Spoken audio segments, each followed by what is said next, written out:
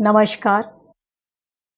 आज हम श्रीमद् भगवद गीता को पढ़ने जा रहे हैं। पठन करेंगे श्लोक और अर्थ सहित। ये है श्रीमद् भगवद गीता जी, जो कि गीता प्रेस गोरखपुर की द्वारा प्रकाशित है और इसका कोड 18 है।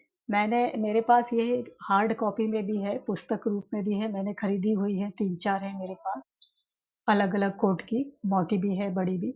लेकिन इसे मैंने क्योंकि स्क्रीन पे दिखाना है तो इसे ऑनलाइन डाउनलोड किया है पीडीएफ में और ये आपको दे रही हूँ। तो मैं बहुत-बहुत धन्यवाद देती हूँ गीता प्रेस गोरखपुर को। धन्यवाद। भगवान श्री कृष्ण को सादर प्रणाम। श्री हरि साधारण है ये और इसमें अर्थ है श्लोक सहित। त्वमेव माता च पिता त्वमेव बन्धुश्च सखा त्वमेव विद्या द्रविणं त्वमेव सर्वं मम देव देव। हम श्लोक पढ़ने पे जाएंगे। श्रीमद् भगवद गीता जी की जो महिमा है इसमें शुरुआत में बताई गई है। ओम श्री परमात्मने नमः। वास्तव में श्रीमद् भगवद गीता का महात्म्य वाणी द्वारा वर्णन करने के लिए किसी भी का भी सामर्थ्य नहीं है, क्योंकि यह एक परम रहस्यमय ग्रंथ है। इसमें संपूर्ण वेदों का सार संग्रह किया गया है। इसकी संस्कृत इतनी सुंदर और सरल है कि थोड़ा अभ्यास करने से मनुष्य इसको सहज ही समझ सकता है और बहुत ही अच्छा है। इसमें भगवान के गुण प्रभाव और उनके जो वो बताना चाहते हैं मर्म ज्ञान, उसका वर्णन इस गीता शास्त्र में किया गया है। श्री वेदव्यास जी ने महाभारत में गीता जी का वर्णन करने के उपरांत कहा है, गीता सुगीता कर्तव्या कि मन्येह शास्त्र विस्तरेह या स्वयं पद्मनाभस्य मुख पद्मादिनीय सता।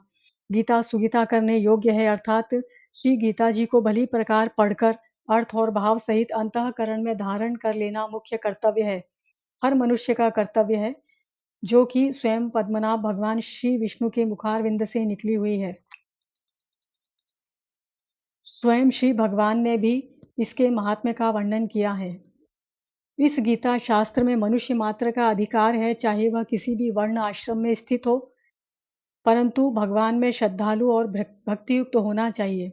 हर मनुष्य का अधिकार है, स्त्री पुरुष कोई भी इसमें कोई जात या कोई धर्म का कोई अंतर नहीं है। मनुष्य तो मनुष्य ही है और जाति-पाति जो है और धर्म है, ये बात की चीज़ें हैं। लेकिन ये जो श्रीमद् भगवद गीता है, यह आत्मा और परमात्मा का ज्ञान है। आत्मा को परमात्मा से मिलाने वाला। और जो जाति-पाति धर्म है, ये शरीर के हैं, जो मनुष्यों ने बनाए हैं मान्यताएँ।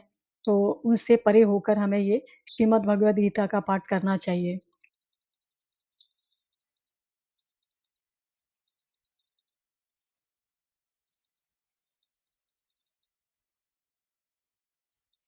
श्रीमद् भगवद गीता का जो है हम सीधे अध्ययन करेंगे और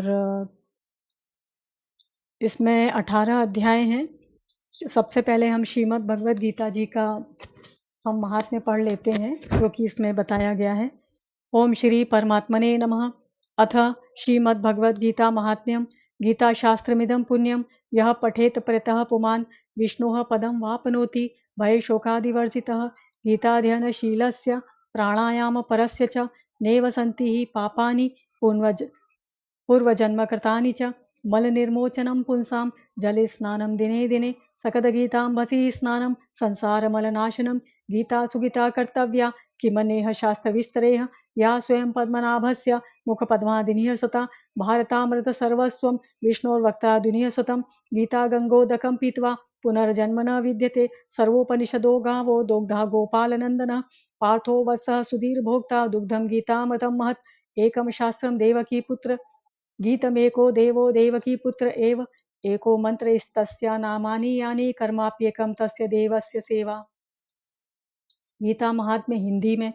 जो मनुष्य शुद्ध चित्त होकर प्रेम पूर्वक इस पवित्र गीता शास्त्र का पाठ करता है, वह भय और शोक आदि से रहित होकर भगवान के धाम को प्राप्त होता है, विष्णु धाम को प्राप्त होता है। जो मनुष्य सदा गीता का पाठ करने वाला है तथा प्राणायाम में तत्पर रहता है, उसके इस जन्म और पूर्व जन्म में किए हुए समस्त पाप निःसंदेह नष्ट हो जाते हैं।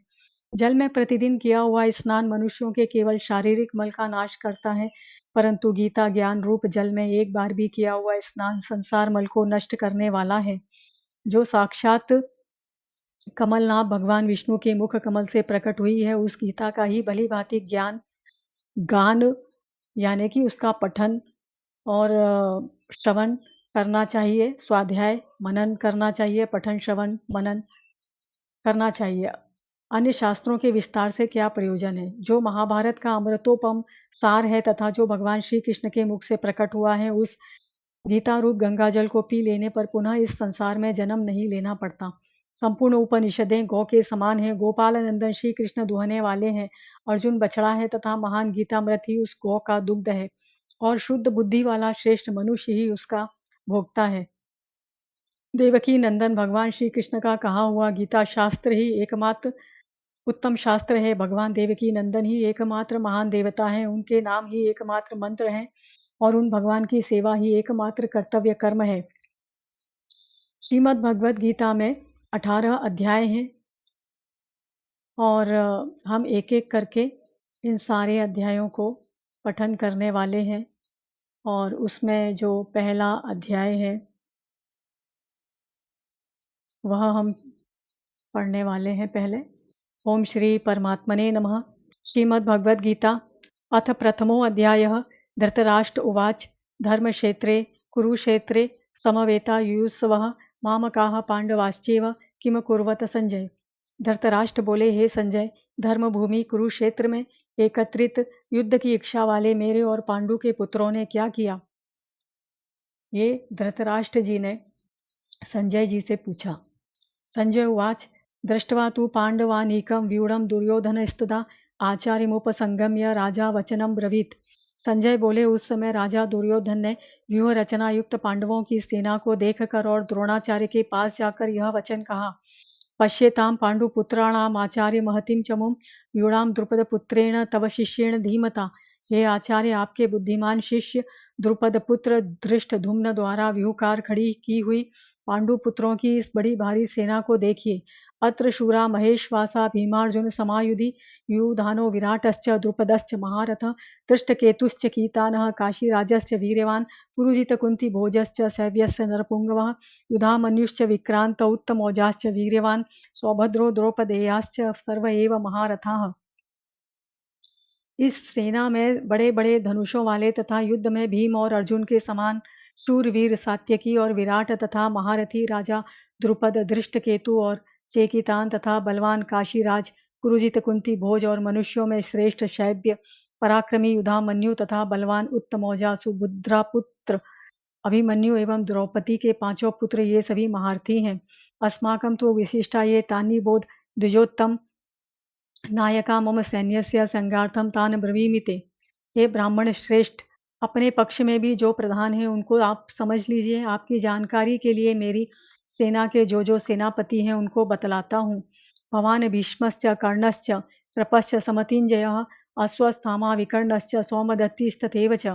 आप द्रोणाचार्य और पितामह भीष्म तथा कर्ण और संग्राम विजयी कृपाचार्य तथा वैसे ही अश्वस्थामा विकर्ण और सोमदत्त का पुत्र भूरिश्रवा अन्ये च बहवः शूरा मदर्थे त्यक्तजीविताः नानाशस्त्रप्रहरणाः सर्वे युद्ध विशारदाः।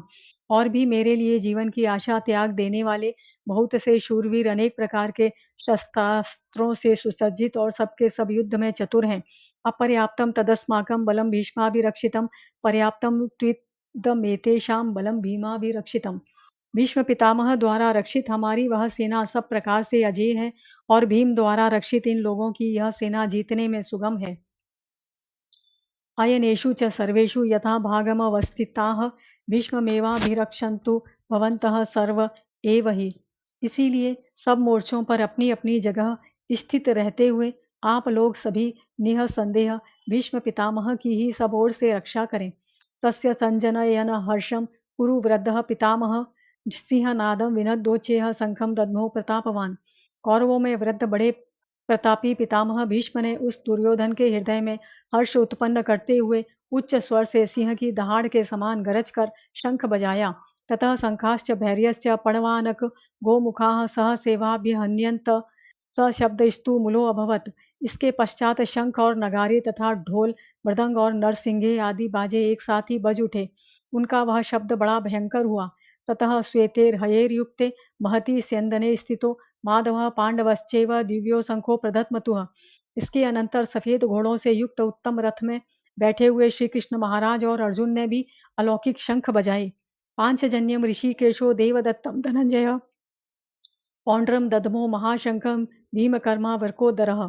श्री कृष्ण महाराज ने पांचजन्य नामक, अर्जुन ने देवदत्त नामक और भयानक कर्म वाले भीमसेन ने पौंड्र नामक महाशंख बजाया। अनंत विजयम राजा कुंती पुत्रो युधिष्ठिर नकुलः सह देवश्च सुघोष मणिपुष्पको। कुंती पुत्र राजा युधिष्ठिर ने अनंत विजय नामक और नकुल तथा सहदेव ने सुघोष और मणिपुष्पक नामक शंख बजाए। काश्यश्च परमेश्वा सह शिखंडी च महारथ धृष्टद्युम्नो विराटश्च सात्यकिश्च पराजितः। द्रुपदो द्रौपदेयाश्च सर्वशः पृथ्वीपते सौभद्रश्च महाबाहुः शंखान दद्मुः पृथक पृथक। श्रेष्ठ धनुष वाले काशीराज और महारथी शिखंडी एवं धृष्टद्युम्न तथा राजा विराट और अजय सात्यकी राजा द्रुपद एवं द्रौपदी के पांचों पुत्र और बड़ी भुजा वाले सुभद्रा पुत्र अभिमन्यु, इन सभी ने हे राजन सब ओर से अलग अलग शंख बजाए। स घोषो धार्त राष्ट्रानां हृदयानि विदारयत नभश्च पृथ्वीं चैव तुमुलो व्यनुनादयन।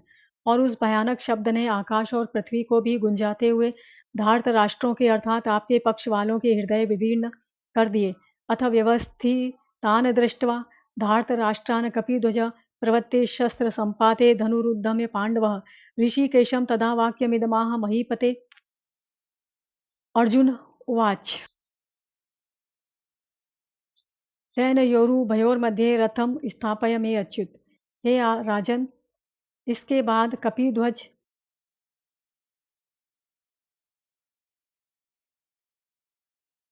हे राजन, इसके बाद कपिध्वज अर्जुन ने मोर्चा बांधकर डटे हुए धृतराष्ट्र संबंधियों को देखकर उस शस्त्र चलने की तैयारी के समय धनुष उठाकर ऋषिकेश श्री कृष्ण महाराज से यह वचन कहा, हे अच्युत, मेरे रथ को दोनों सेनाओं के बीच में खड़ा कीजिए।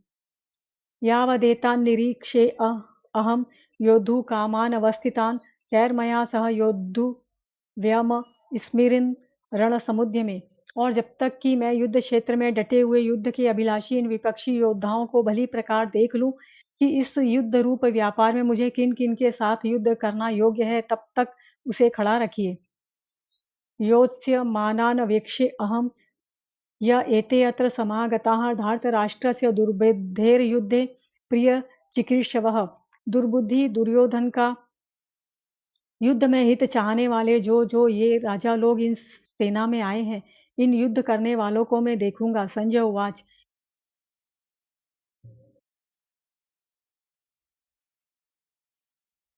एवं मुक्तो ऋषिकेशो गुडाकेशन भारत सेनयोरुभयोर्मध्ये स्थापयित्वा रथोत्तमं भीष्म द्रोण प्रमुखतः सर्वेषां च महीक्षिताम् उवाच पार्थ पश्येतान् समवेतान् कुरु नीति। संजय बोले, हे धृतराष्ट्र, अर्जुन द्वारा इस प्रकार कहे हुए महाराज श्री कृष्णचंद्र ने दोनों सेनाओं के बीच में भीष्म और द्रोणाचार्य के सामने तथा संपूर्ण राजाओं के सामने उत्तम रथ को खड़ा करके इस प्रकार कहा कि हे पार्थ, युद्ध के लिए जुटे हुए इन कौरवों को देख। तत्रा पश्यत स्थितान् पार्थ पितृनथ पितामहान् आचार्यान् मातुलान् भात्रन् पुत्रान् पौत्रान् सखींस्तथा स्वसुरान् सुहृदश्चैव सेनयोरुभयोरपि। इसके बाद प्रथापुत्र अर्जुन ने उन दोनों ही सेनाओं में स्थित ताऊ चाचों को, दादों परदादों को, गुरुओं को, मामाओं को, भाइयों को, पुत्रों को, पौत्रों को तथा मित्रों को, ससुरों को और सुहृदों को भी देखा। तान् समीक्ष्य स कौन्तेयः सर्वान् बन्धून् अवस्थितान् कृपया पर्याविष्टो विषीदन्निदं ब्रवीत। उन उपस्थित संपूर्ण बंधुओं को देखकर वे कुंती पुत्र अर्जुन अत्यंत करुणा से युक्त होकर शोक करते हुए यह वचन बोले। अर्जुन उवाच दृष्ट वेदम स्वजनम कृष्ण युयुत्सं समुपस्थितं सिदन्ति मम गात्राणि मुखं च परिशुष्यति वेपथुश्च शरीरे में रोमहर्षश्च जायते। अर्जुन बोले, हे कृष्ण, युद्ध क्षेत्र में डटे हुए युद्ध के अभिलाषी इस स्वजन समुदाय को देखकर मेरे अंग शिथिल हुए जा रहे हैं और मुख सूखा जा रहा है तथा मेरे शरीर में कंप एवं रोमांच हो रहा है। गांडीवं स्त्रंसते हस्तात्वक्चैव परिदेहते न च संकोम्यवस्थातुं भ्रमतीव च मे मनः। हाथ से गांडीव धनुष गिर रहा है और त्वचा भी बहुत जल रही है तथा मेरा मन भ्रमित सा हो रहा है, इसीलिए मैं खड़ा रहने को भी समर्थ नहीं हूँ। निमित्तानि च पश्यामि विपरीतानि केशव न च श्रेयो अनुपश्यामि हत्वा स्वजनमाहवे। हे केशव, मैं लक्षणों को भी विपरीत ही देख रहा हूँ तथा युद्ध में स्वजन समुदाय को मार कर कल्याण भी नहीं देखता। न कांक्षे विजयम कृष्ण न च राज्यम सुखानि च किम नो राज्येन गोविंद किम भोगैर्जीवितेन वा। हे कृष्ण, मैं न तो विजय चाहता हूँ और न राज्य तथा सुखों को ही। हे गोविंद, हमें ऐसे राज्य से क्या प्रयोजन है अथवा ऐसे भोगों से और जीवन से भी क्या लाभ है। येषाम् अर्थे कांचितम नो राज्यं भोगाः सुखानि च त इमे अवस्थिता युद्धे प्राणानि त्यक्त्वा धनानि च। हमें जिनके लिए राज्य भोग और सुखादि अभिष्ट हैं वे ही ये सब धन और जीवन की आशा को त्याग कर युद्ध में खड़े हैं। आचार्याः पितरः पुत्रास्तथैव च पितामहाः मातुलाः ससुराः पौत्राः स्यालाः संबंधिनस्तथा। गुरुजन ताऊ चाचे लड़के और उसी प्रकार दादे मामे ससुर पौत्र साले तथा और भी संबंधी लोग हैं। एतान्न हन्तुम इच्छामि घ्नतो अपि मधुसूदन अपि त्रैलोक्य राज्यस्य हेतोः किम नु मही कृते। हे मधुसूदन, मुझे मारने पर भी अथवा तीनों लोकों के राज्य के लिए भी मैं इन सबको मारना नहीं चाहता, फिर पृथ्वी के लिए तो कहना ही क्या है। निहत्य धार्त राष्ट्रान्नः का प्रीतिः स्यात् जनार्दन पापमेवाश्रये दस्मान हत्वेतानाततायिनः। हे जनार्दन, धृतराष्ट्र के पुत्रों को मारकर हमें क्या प्रसन्नता होगी। इन आतताइयों को मारकर तो हमें पाप ही लगेगा। तस्मान्नार्हा वयम हन्तुम धार्तराष्ट्रान् स्वबान्धवान् स्वजनम ही कथम हत्वा सुखिनः स्याम माधव।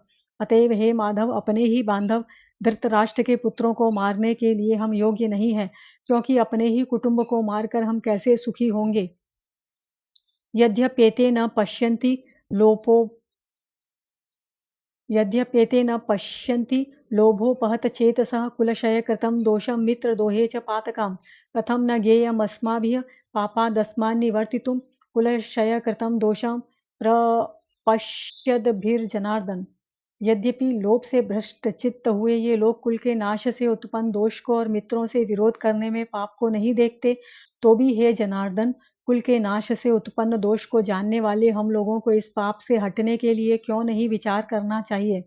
कुलक्षये प्रणश्यन्ति कुलधर्माः सनातनाः धर्मे नष्टे कुलं कृतस्नम धर्मो अभिभवत्युत। कुल के नाश से सनातन कुल धर्म नष्ट हो जाते हैं। धर्म के नाश हो जाने पर संपूर्ण कुल में पाप भी बहुत फैल जाता है। अधर्माभिभवात् कृष्ण प्रोष्यन्ति कुलस्त्रियः स्त्रीषु दुष्टाशु वार्ष्णेय जायते वर्णसंकरः। हे कृष्ण, पाप के अधिक बढ़ जाने से कुल की स्त्रियां अत्यंत दूषित हो जाती हैं और हे वार्ष्णेय, स्त्रियों के दूषित हो जाने पर वर्ण संकर उत्पन्न होता है। संकरो नरका एव कुलंघानां कुलस्य च पतन्ति पितरो ह्येषां लुप्तपिंडोदक क्रियाः।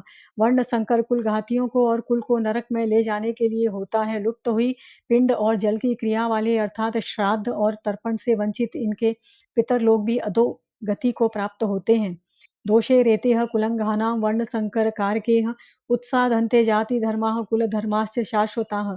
इन वर्ण संकर कारक दोषों से कुल घातियों के सनातन कुल धर्म और जाति धर्म नष्ट हो जाते हैं। उत्सन्न कुल धर्माणाम मनुष्याणाम जनार्दन नरके अनियतम वासो भवतीत्यनुशुषुम।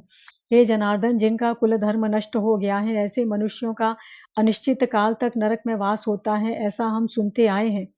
यहाँ पर कुल धर्म यानी ये जो मनुष्य जो है वो आप समझेंगे कि अलग-अलग जो है उनकी एक वर्ग है, एक उनका एक कुल है, परिवार है, उनके अपने-अपने रीति-रिवाज हैं, है ना? एक उनकी नस्ल हो गई, एक ऐसा माना जा सकता है ना? तो जो और उसी के नाम, कुल के आधार पर उनकी जाति ऐसा उनका पहचान है ये, हम इसमें कोई भेदभाव नहीं कर रहे, माना गया है।